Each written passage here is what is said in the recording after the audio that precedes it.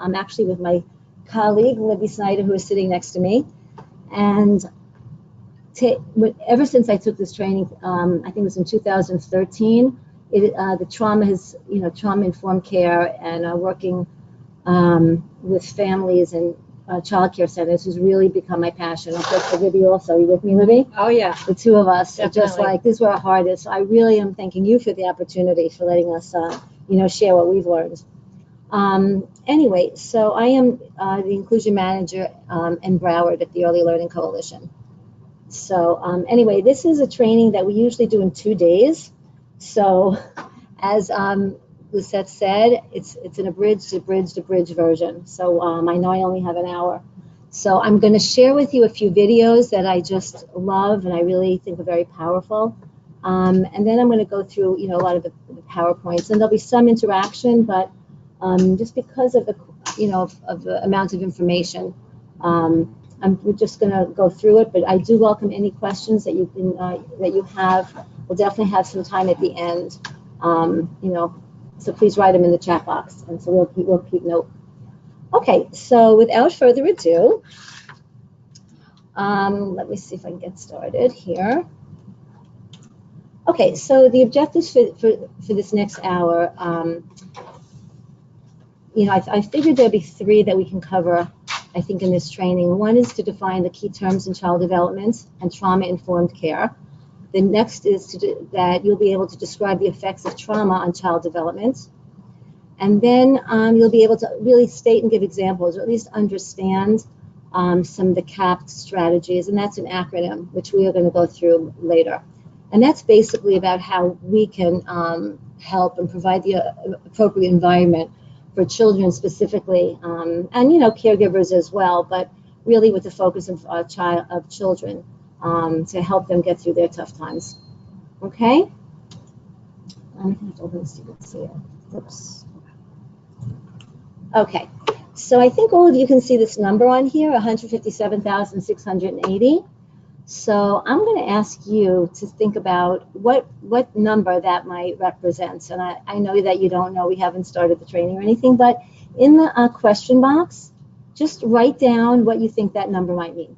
I'm going to just give you about 30 seconds to a minute to just jot down what you think that number is. And if any of you have taken this training before, you better not give them the answers.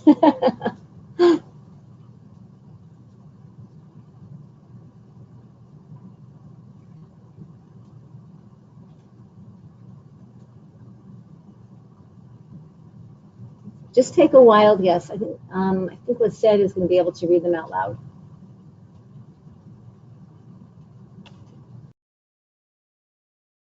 Okay. Children exposed to trauma in Florida. Number of children in trauma situations in Florida. Children experience trauma events. Those are some of the suggestions. Okay. Give you a few more seconds. Number of traumatic events occurring per second. Wow. That's.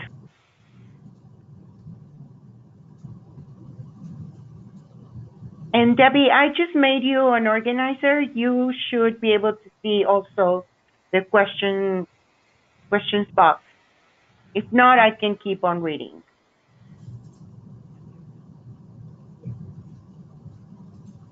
Let's see.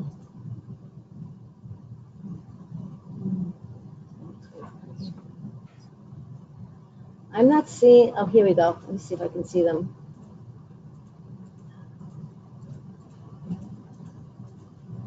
Yeah, I have seen a few of them.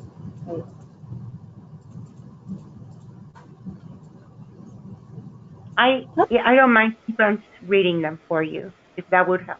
Okay, the last one I see is number of traumatic events occurring per second. Are there any other ones? No. Okay. Okay, so I'm going to give you the answer.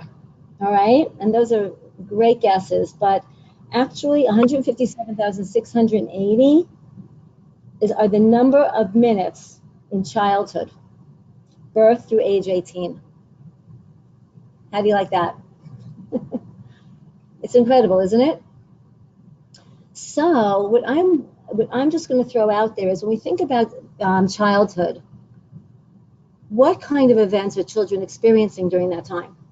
So if I was going to make two columns, one being a positive column or a happy column, what kind of things, I'm just thinking, are some things that children experience? And if you want, you can write down in the question box again. You know, I like to think that, you know, it's hard because this is not as interactive as a regular face-to-face training would be. And normally when we do this training, it's face-to-face. But I still wanted to just bring this home because I think this really is a critical piece. So, you know, we'll be looking at your answers in the question box. But generally, because of time, you know, obviously the positive things we want our kids to experience are love in our life, consistency, family opportunities to be together, whether it's reading opportunities, going places, safety, just feeling that their children were valued, predictability, education, things like that, right? Those would be positive things we want our kids to experience in these 157,680 minutes. And on the other hand, we all know that there are some negative experiences that they're feeling. They may be, you know, families, you know, go through varying, obviously, things, different types of abuse that we already are aware of, divorce, death, incarceration, etc. So, you know, thinking of visualizing two columns. You know, we look at the negative column, and we think about how much time is it okay for our children to sort of experience all those negative experiences. You know, how much time is okay?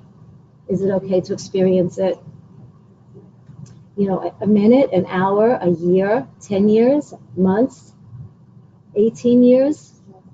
How much do you want your child, you know, to experience this, you know, negativity? So I think we sort of know that in a perfect world, our answers would be, we don't want our kids to experience negativity in our lives. But it does happen. And so the question is, how do we get through it? So we're going to continue on this, and we don't know what people are going through. We only see what we can see on the outside and through behaviors that we're observing. So I want to just show you a video, and it's a powerful video, and it's probably about a 4-minute video, but I, you know, went back and forth. We are limited in time, but I really think it's important to share it with you. So I hope you will indulge me. Let's see, here we go. Hopefully.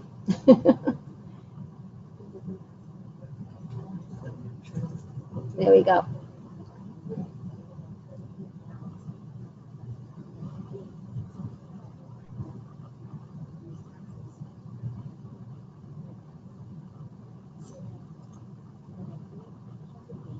It's okay.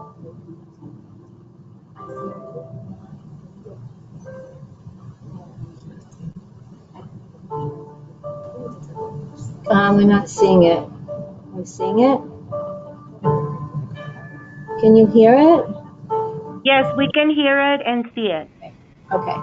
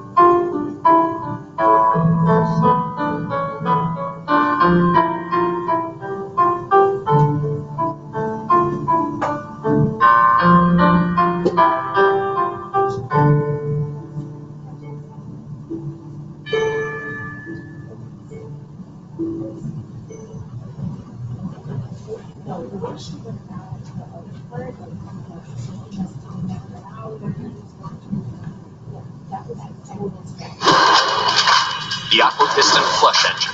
Kohler toilets. Never compromise.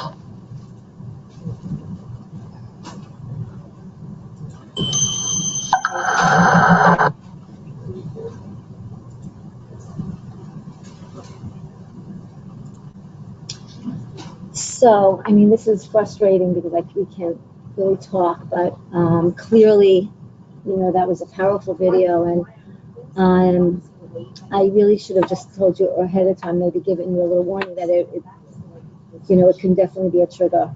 So we really just want to appreciate that, how powerful this video is, and knowing that people have experienced things and do experience things, whether they be the children in our classrooms, whether it's our coworkers, you know, our supervisors have experienced things, and we really don't know what other people have experienced. So I'm just going to take, you know, the liberty to say and to acknowledge that we want to just assume that everybody and anybody can and may have experienced trauma in their lives. And so we really want to just try to be sensitive to everybody and assume that everybody has experienced trauma.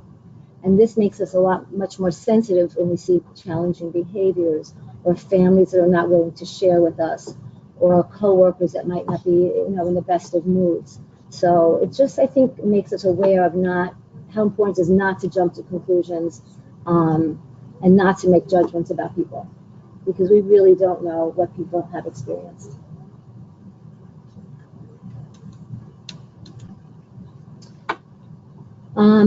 This is also another favorite slide.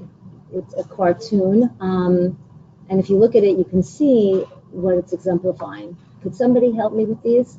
I'm late for math class. So if we just look at this little boy and see what he's carrying in his baggage, right? His hunger, sickness, homelessness, and really, do people know what's in his bag? What's in his bag? How is that affecting him in math? You see, he has the best of intentions to get to class, but with his baggage is holding him back.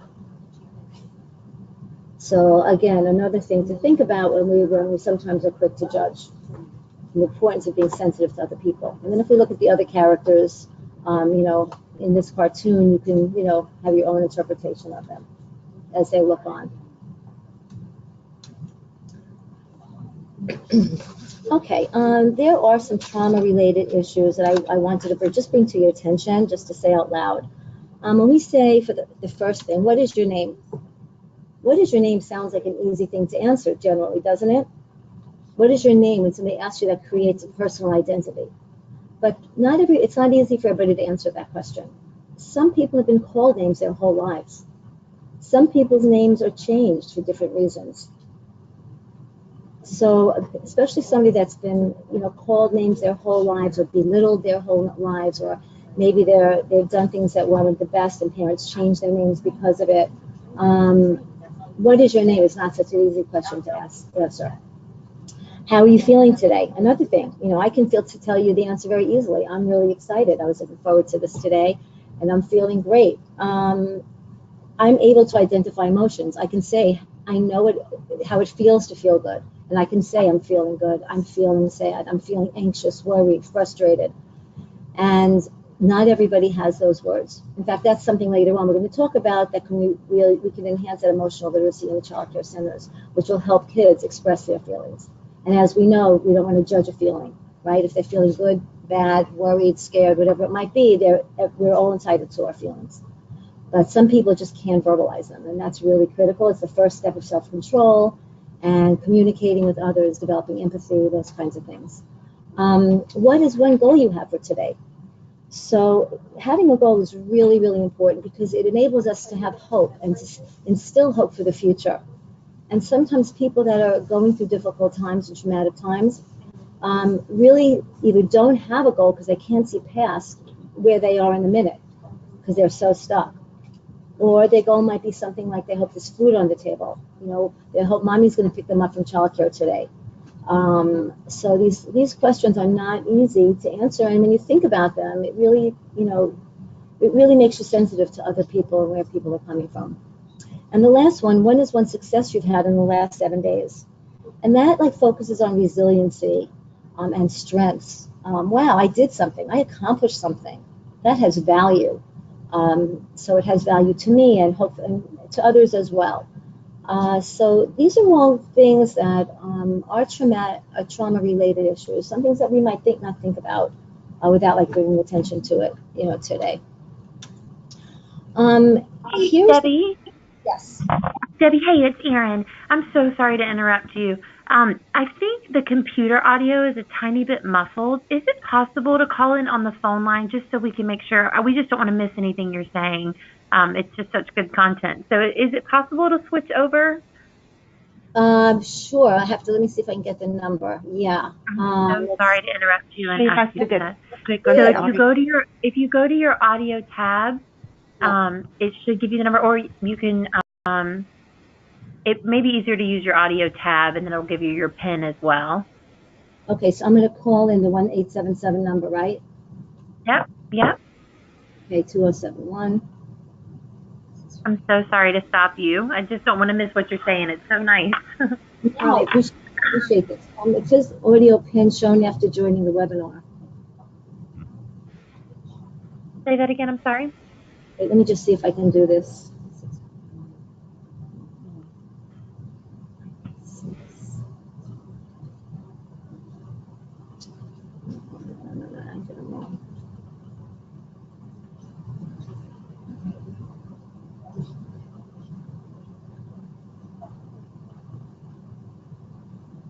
I'm so sorry, everybody. Can you give me 1 second?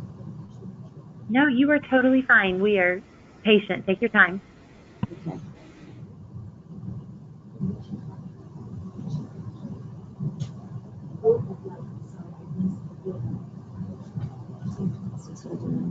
Six.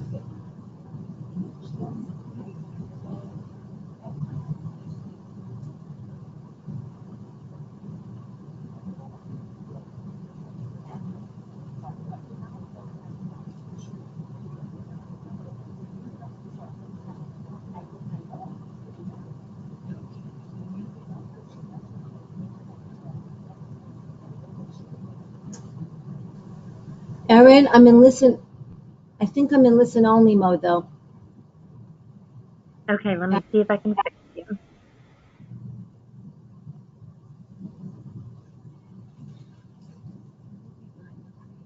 Because I don't have the audio pin.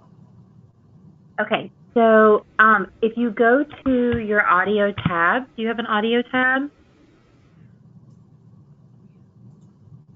You go to view, it should be in those. Okay, if you click down on that and then switch over to phone call, it should show you there.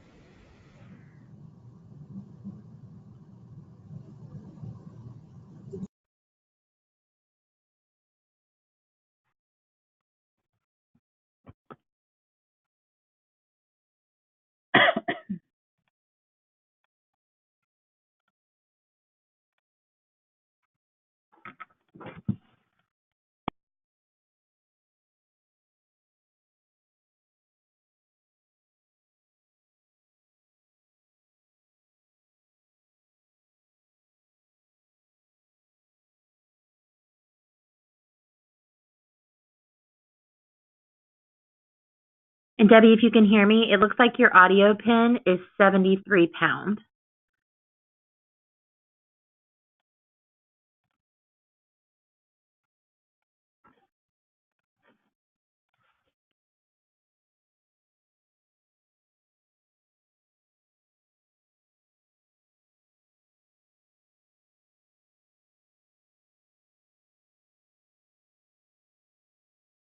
All right, it looks like you're in and you're unmuted. Hello? There you Hello? go. That's so much better. Perfect. Can you hear us? Yes, I can hear you. Okay, that sounds wonderful. Thank you so much. All right, we're going to go and let you have back at it. Thank you so much. Okay, thanks. Okay, so can everybody hear me? I assume everybody can hear. Okay, so here's some statistics I wanted to share with you from the state of America's children, and these are really, shocking. And, you can, I'm going to just go ahead and read them with you. And it's just something to sort of wrap our heads around. Like every 49 seconds, so think about the time that we're on this call, a child is born into poverty. And just to tell you, poverty in itself is not, does not have to be traumatizing. It's some of the things that go through, that you're going through when if you are in poverty. So just to say that out loud, some of the things that may go along with that. But every 47 seconds, a child is confirmed as abused and neglected. Every 3 minutes, a baby is born to a teen mother. Every 9 minutes, a child is arrested. A child, again, from birth, just under 18. Every 9 minutes, a child is arrested for a violent offense. Every 23 minutes, a baby dies before his or her first birthday. Every 32 minutes, a child or teen is killed by a firearm. Every 3 hours and 33 minutes, a child or teen commits suicide. Every 5 hours and 33 minutes, a child is killed by abuse or neglect. So, I'm going to throw these questions out there. Like, are you surprised by these statistics? So, surprised or not surprised, it's so chilling just to go ahead and just to read these and see them in writing and realize what's happening in the world around us, in our communities, in our families' lives. So what are trauma-informed services? When we're talking about trauma-informed, those services that we provide are not designated to treat symptoms or syndromes related to violence, abuse, or trauma. So they are not designed to treat symptoms. What trauma-informed services are delivering health, child welfare, juvenile justice, mental health, education, etc., in a way that acknowledges the role that violence and abuse play in the lives of many children and their families. So that's why we said earlier we're going to just acknowledge or assume everybody has undergone trauma.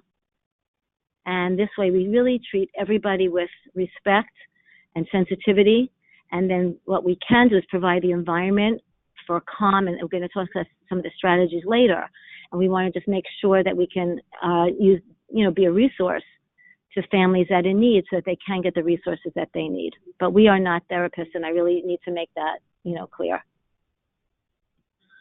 We want to presume, like we've been saying, that every person in a service setting has been exposed to abuse, violence, neglect, or other traumatic events. And above all else, to do no more harm.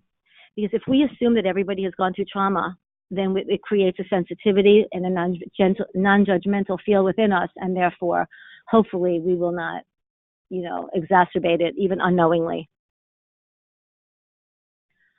I have one more video, which is also a very, very, very short one. It's really just, it's under a minute, but it is a powerful one. So I am gonna it's gonna start as soon as I click it. So just to give you a heads up.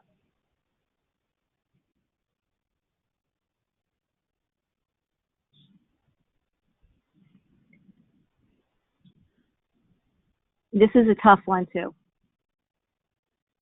To do what you need to be safe. I'm gonna start it here again.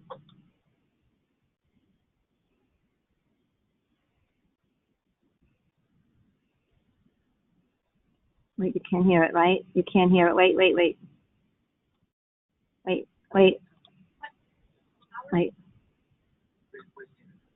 Debbie, you may need to put your phone close to the speaker too.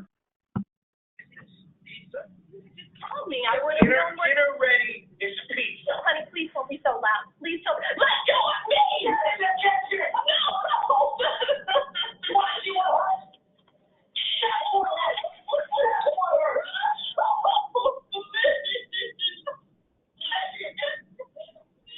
For information, call 1-800-END-ABUSE.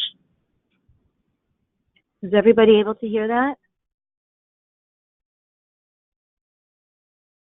Yes, we were able to hear it. Okay, thank you. Okay, so, this is a, oops, wait, I'm sorry, let me get out of here.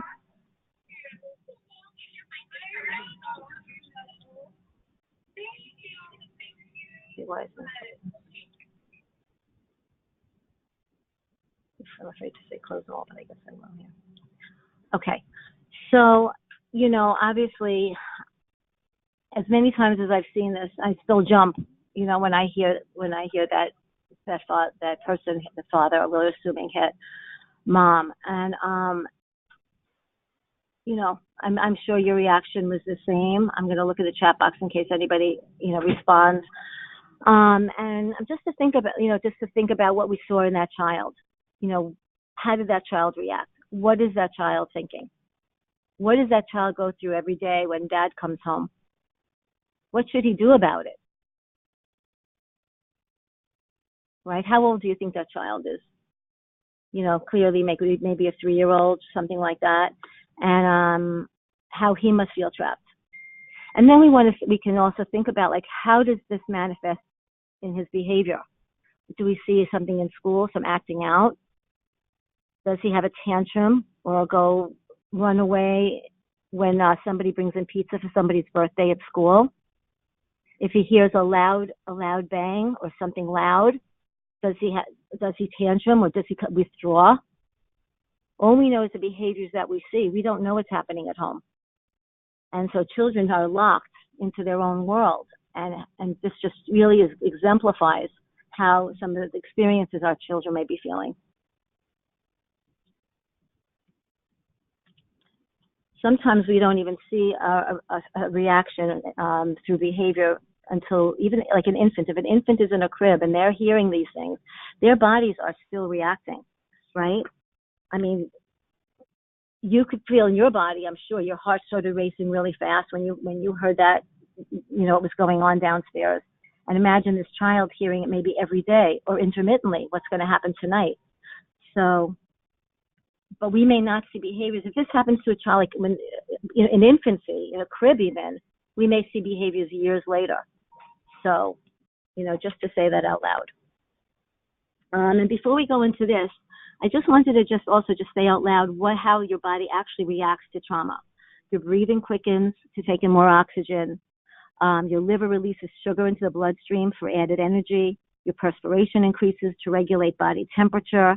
Your arms and legs receive extra blood for energy. Your heart beats fast. Your stomach vessels constrict. Your blood pressure rises. All those things are going on in your body. So it just shows the power of the emotion onto your body, even when somebody cannot express themselves. So your body is reacting. And then in the preschool, you may see reactions such as like avoidant behavior, clinginess, fearfulness. You know how you maybe just say, "Oh, wow, this child is so fearful.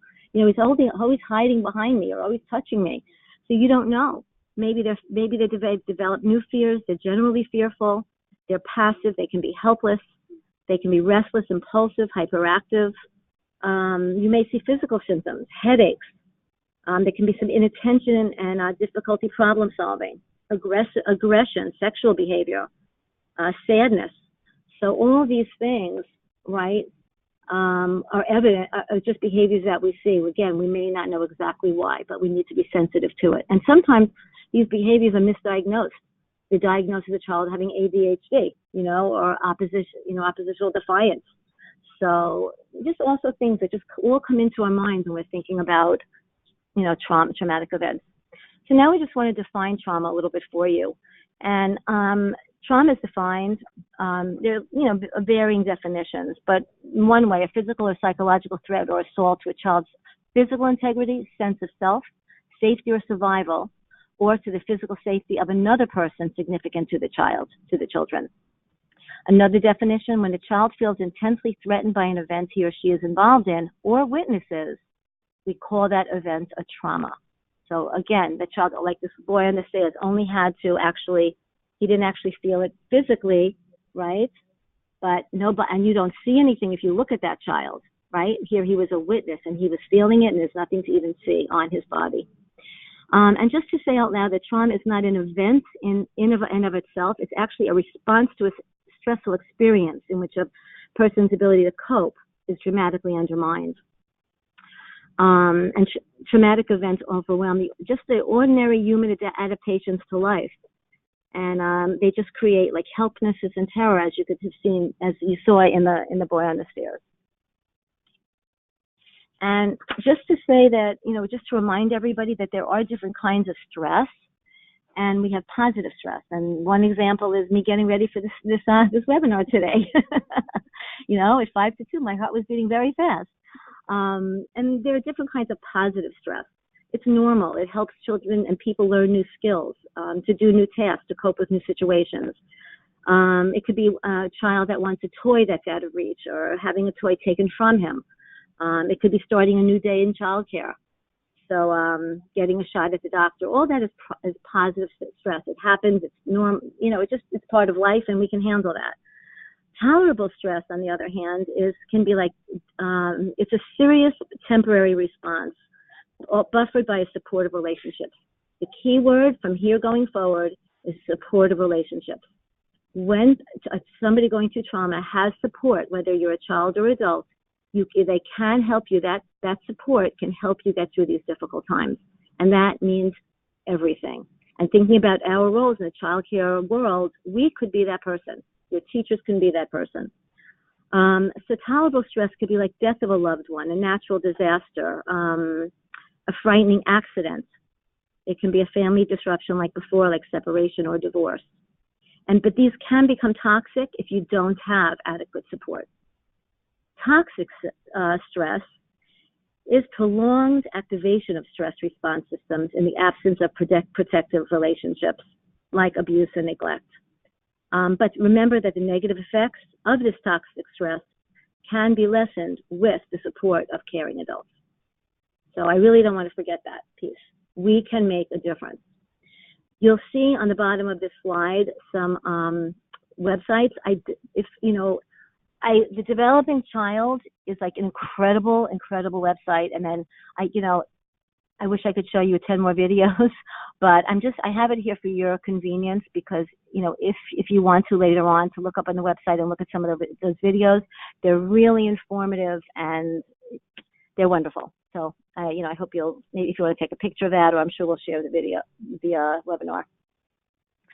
Okay, just to show you physically, the brain on the right side is a brain that's of a child or a person that's gone through stress as compared to one that's calm. You can see how physically we react to stress.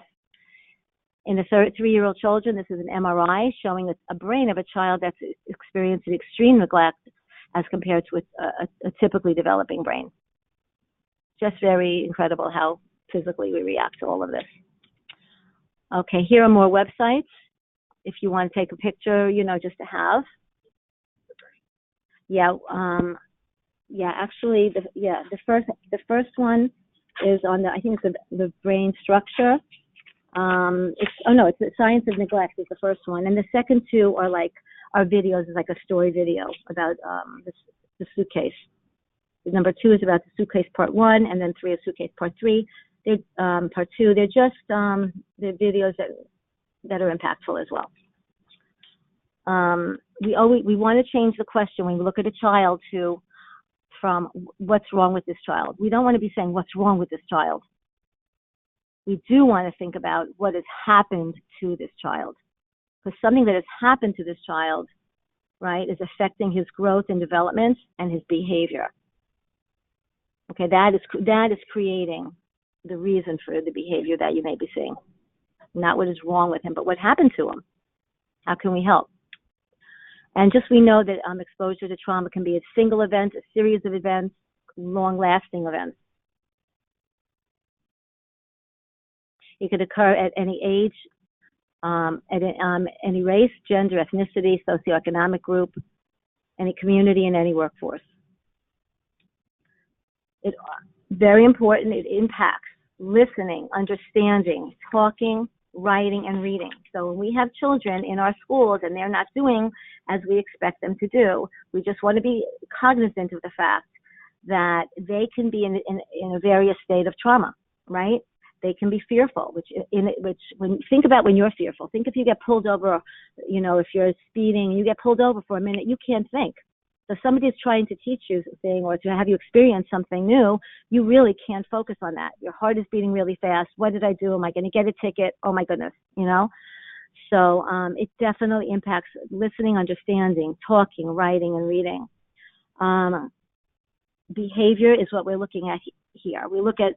We know that behavior communicates to us. It communicates what a child is experiencing, what it's like to be in that child's body, what it's like to be in that child's world. Its behavior is telling us, like if they're not into what you want them to learn, instead they may be feeling, I feel overwhelmed inside, and I don't have the words or the ability to focus or to be able to tell you. They may be thinking, I'm unsure about how you're going to react if I tell you something. They may be thinking, I'm expecting you to react negatively or harshly. They may be thinking, I don't feel safe. So if they're thinking any of those things, how can they focus on what you want them to be focused on in the classroom?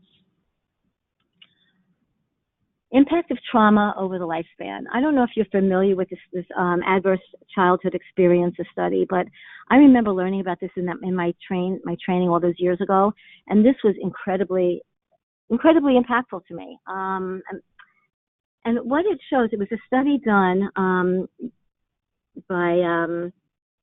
by Kaiser Permanente and the Centers for Disease Control and Prevention. And they recruited participants for the study between 1995 and 1997. And it was a long-term study, and they were with follow-up for in how early childhood experiences affect health outcomes. And what they did is they looked at the adverse childhood experiences. If you think back to what we were talking about in the negative column in the beginning of this webinar today, some of those negative adverse experiences that children have. And we know what just happens to their brain development, right? We just saw the videos, how physically you are impacted by experiences that you have. And because of that, you may not be doing well in school. So we're up to the third part on this pyramid. You may not be doing well in school. You may not be able to make friends because you may be overacting. If you hear that loud boom, like a child has experienced, you may be fearful. You may not think you're good enough to have a friend. Nobody wants to be your friend, right? So it impacts how you are socially. You may be misinterpreting cues in your environment. You may be overreacting, tantruming, and right? You may not have friends. And then what happens is you may be adopting health, risky behaviors as you're getting older because you want to have friends, right? You engage in body promiscuity, drug experimentation, alcohol experimentation, which could lead to physical disease, right? Heart disease, diabetes, etc., and actually can even affect your lifespan, even ending with an early death. And to me, that is so incredible to think that things that happen in your early childhood experiences could affect your lifespan, and you could see how it can. So there is there's a questionnaire of 10 questions called the ACEs, Adverse Childhood Experiences. And if you Google it, you could actually see what those questions ask. And they ask about alcoholism and pulmonary disease, depression, things that you may have experienced or families have experienced during your early childhood years, and really, what that means. Everybody has experienced most people have experienced at least one adverse childhood experience. But if you have, there are 10 questions. If you have 4 or more, it's something to just think about. And, just think about how you want to proceed. So I'll just leave that to you to Google, as you see fit. And then I want to just end with this very short response. Like we said before, you guys, we all can impact children and families' lives, and we know that. That's why we're in this business. We care. And the acronym I mentioned earlier in the objectives was CAPPD, C-A-P-P-D, stand for calm. We must be calm. We must be attuned, present, predictable. We can't escalate. And I just want to draw your attention to, on the bottom of the page, it says Bruce Perry. He's a psychiatrist, and if ever you see anything by him, read it. He wrote a book called A Boy Who Was Raised as a Dog, which was, I was afraid to read that book. But honestly, it was different chapters, each giving a short story of a real life short story of of a client that he had, and how he supported that client and all, and it's really incredible. There's another book called The Boy Called It. I'm sure some of you know of the author, which it escaped me, but it's a quick read, and it's just incredible. Anyway, back to what you guys can do. So we know that the brain is much more fully active and ready to learn when it's calm, because the cortisol levels are reduced, so you can work without fear. Because when you're undergoing a traumatic event, it challenges your ability to accurately interpret the environment. And then at this point, when we do this for child care centers, here's where we work with the teachers to, do the breathing exercises, maybe some conscious discipline. It's so important to have Play-Doh in the classrooms, blowing bubbles. This is where we bring in all of our tricks. But just to realize the importance of being calm, being in that calm state, in that brain state of being calm, so that you can help children problem solve.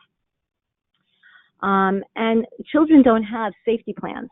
So we need to have our own safety plan so we're safe, because it's very hard working with children when you're seeing these, challenging behaviors. So we have our safety plans. It may be to listen to music, talk to a friend, walk away, dance, any of those things. Maybe some of your people pray, people, not obviously in the school, but if you're going to the beach, those kinds of things, the things that we can have up our sleeves, our tricks. But children don't have that. So we can do the same things really for our kids. We want to make sure that we give them the breathing activities. We create a safe environment, a loving, caring environment for them, that we want to be that person, that supportive person to get them through, to help them talk about their feelings, which we're going to go in one more minute. We want to incorporate dance and singing and joyfulness in the classroom, right? Give them that security. If they need that favorite toy, then, we want to just think about what that situation might be and allow that. So we have to be just sure that we can give our kids that security that they need, so that they can feel calm, and then they can be able to learn and experience childhood as they should. Be attuned. I want to just say how coincidental that the OEL just sent out the CCR&R information to us online, and it's all about brain building, and it talks about, especially here, the back and forth serve and respond. So when we're talking about being attuned, we're talking about really connecting with kids, touching them. Your posture has to show that you care. Your eye contact, which tone of voice, facial expression. I don't know if any of you know the still face video. If you haven't, it's amazing. That you might want to just Google still face, and you can see the difference of response of a child who gets that connection, eye contact, facial expressions, and one that doesn't. Babies. Did I say babies? Babies. Infants. You know, when children are born, they have the ability to hear and see beautifully, and we need to capitalize on that by looking at them, smiling at them, touching them, talking to them. And the back and forth serve and respond is, think about that like when you play ping pong or tennis. So the child, actually, I love how in the handout that I just was talking about from OEL, it was really cute. There was one section that says, and it just says it all. It says, I have to read this to you. It's just one quick sentence, but I thought it was great. It says, if a baby serves up a bid for attention, like a coo, parent needs to respond or return that serve in a direct and meaningful way by making sure baby can see your smiling face or touch your hand to show the baby they have your attention.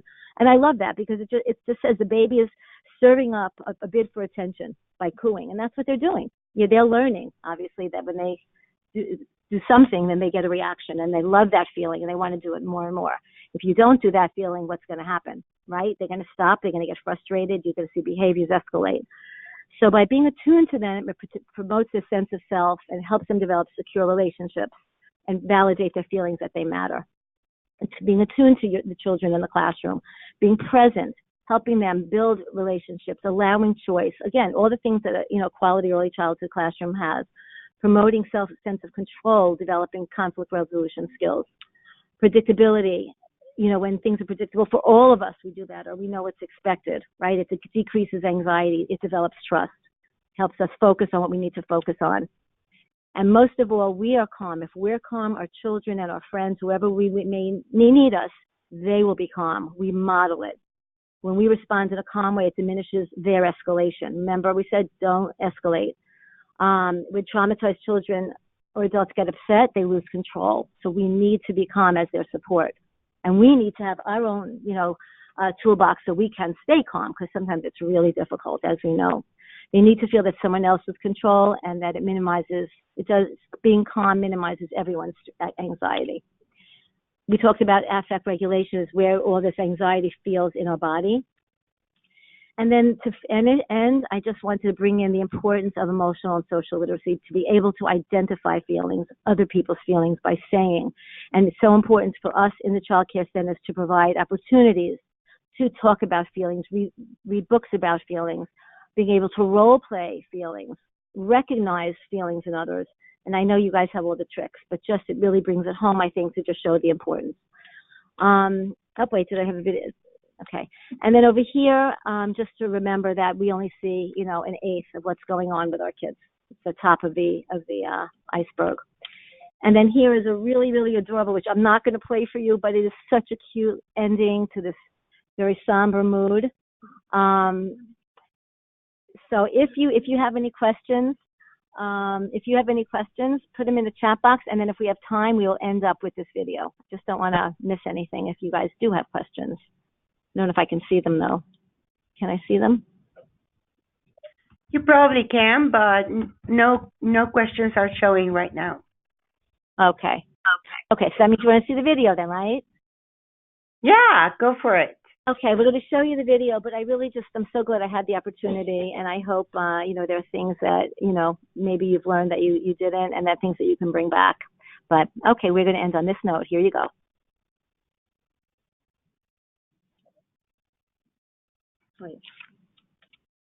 Wait, give me a second.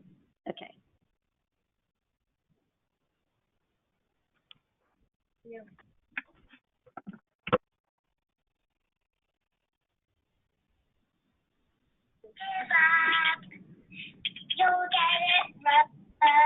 So you have the audio.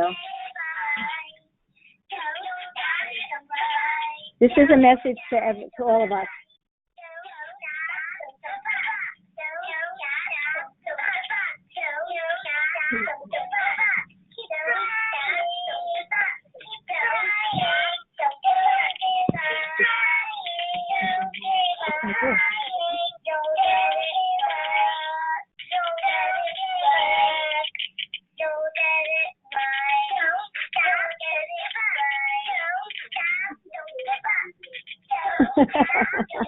You have to smile, guys, right?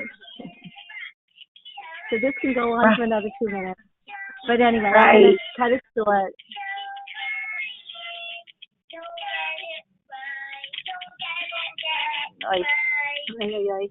Okay. It's very thank sweet. You guys. I'm sorry. Okay. Debbie, thank you so much for showing this to your colleagues.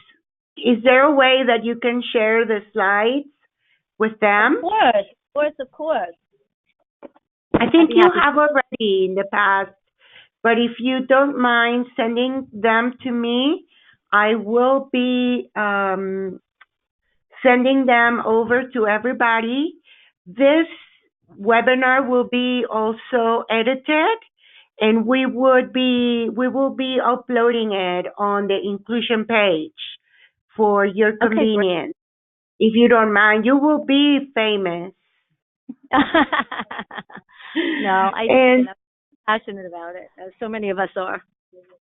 Yeah, so I really thank you, Debbie, and for everybody, I hope to see you next month in Gainesville.